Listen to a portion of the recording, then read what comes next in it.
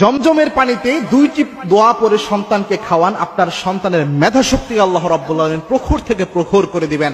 এই জমজমের পানি সাধারণ কোনো পানি নয়। ইবনে হাজার আসকালানী রাহিমাহুল্লাহ একদা জমজমের পানি খেয়েছিলেন এই নিয়তে যাতে তার স্মৃতিশক্তি হাফেজ শামসুদ্দিন জাহাবির পর্যায়ে পৌঁছে যায়।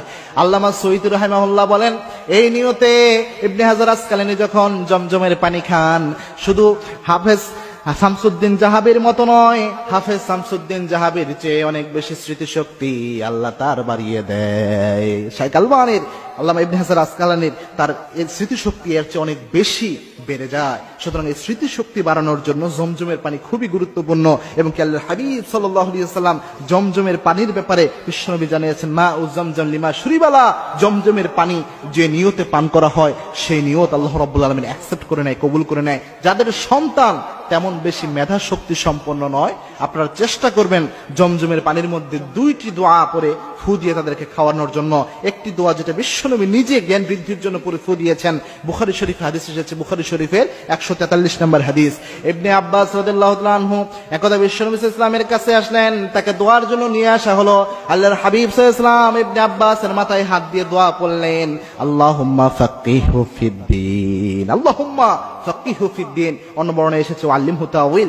এই দোয়া পড়ে বিশ্বনবী সাল্লাল্লাহু আলাইহি ওয়াসাল্লাম তার মাথায় ফু দিলেন। আপনি যদি শুধু জমজমের পানিতে আল্লাহুম্মা ফাক্কিহু ফিদ্দীন এই দোয়াটুকু পরে ফু দিয়ে আপনার সন্তানকে খাওয়াতে পারেন, আপনার সন্তানের মেধা শক্তি 100% আল্লাহ রাব্বুল আলামিন বাড়িয়ে দিবেন।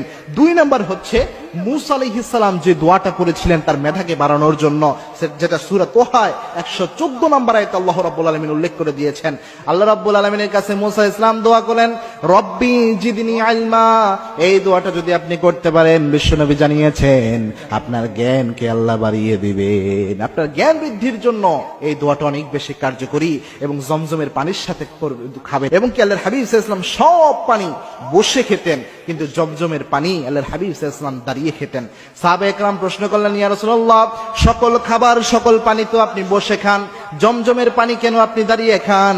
আল্লাহর হাবিব সাল্লাল্লাহু আলাইহি ওয়াসাল্লাম বললেন, লিতাজিমি আখি ইসমাঈল, আমার ভাই ইসমাঈলের সম্মানে আমি দাঁড়িয়ে যাই। বিশ্বনবী জমজমের পানি দাঁড়িয়ে খেতেন ইসমাঈল আলাইহিস সালামের সম্মানে।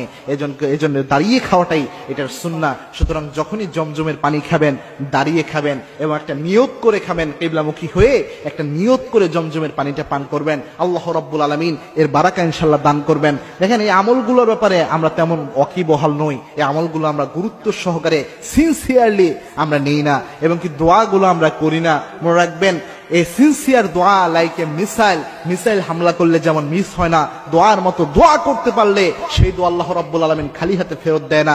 এই দোয়াগুলো অবশ্যই সিনসিয়ারলি ইয়াকিনের সাথে মনের মধ্যে দৃঢ় বিশ্বাস নিয়ে আমাদের করা উচিত। তাহলে আল্লাহ রাব্বুল আলামিন এর বারাকা আমাদের দান করে দিবেন।